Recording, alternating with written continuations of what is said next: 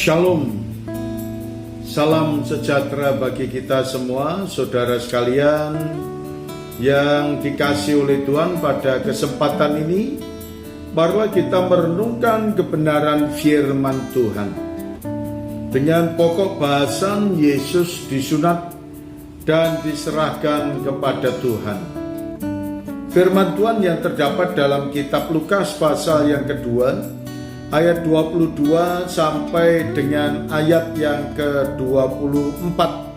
Firman Tuhan berkata kepada kita, "Dan ketika genap waktu pentahiran, menurut hukum Taurat Musa, mereka membawa dia ke Yerusalem untuk menyerahkannya kepada Tuhan. Seperti ada tertulis dalam hukum Tuhan, semua anak laki-laki sulung harus dikuduskan bagi Allah dan untuk mempersembahkan korban menurut apa yang difirmankan dalam hukum Tuhan, yaitu sepasang burung tekukur atau 2 ekor anak burung merpati." Saudaraku yang dikasihi oleh Tuhan, budaya tradisi yang ada dan terjadi pada saat itu, orang-orang Israel senantiasa melakukan sesuai dengan hukum Taurat. Apa yang dilakukannya untuk setiap orang yang baru melahirkan dan dia memiliki anak laki-laki, dan anaknya pun itu harus disunat pada hari yang ke-8 dan juga harus ditahirkan dan diserahkan kepada Tuhan. Dan ini merupakan tradisi yang terus dilakukan sejak zaman Musa, dan itu merupakan ketetapan dari hukum Taurat. Maka ketika Yesus genap usia 8 hari, maka orang tuanya Maria dan Yusuf membawanya ke Yerusalem, dan di sini dikatakan dilakukan untuk sunat. Dan bahkan di dalam ayat yang ke-25, siapakah yang menyerahkan Yesus untuk didoakan dan diserahkan kepada Tuhan?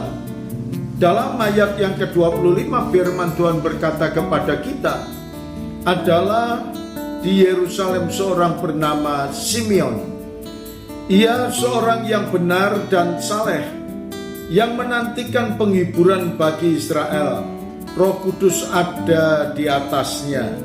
Dan saudara sekalian, apa yang disampaikan oleh firman Tuhan bahwa Tuhan senantiasa akan memakai orang-orang yang benar, diantaranya adalah Simeon. Dan Simeon adalah orang yang penuh dengan Roh Kudus, dan dikatakan Roh Kudus ada di atasnya, dan kepadanya telah dinyatakan oleh Roh Kudus bahwa ia tidak akan mati sebelum ia melihat Mesias, yaitu dia yang diurapi Tuhan.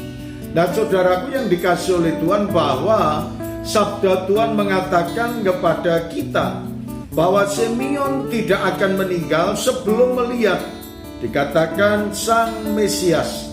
Maka ketika dalam ayat 29, ketika Maria dan Yusuf membawa ke bait suci, dan di situ Simeon yang melayaninya, dia tahu dan dia mengetahui apapun yang dilakukannya, dan dia tahu bahwa itu adalah Mesias. Lalu dia berkata, "Sekarang Tuhan, biarkanlah hambamu ini pergi dalam damai sejahtera sesuai dengan firman-Mu." Saudara sekalian, kita boleh mengambil hikmahnya. Setiap orang yang telah memiliki Mesias, kematian bukan hal hambatan, dan kematian bukan hal yang menakutkan, melainkan kematian merupakan satu sukacita bagi setiap pribadi yang percaya kepada Tuhan Yesus Kristus, Sang Mesias yang lahir di dalam hati kita,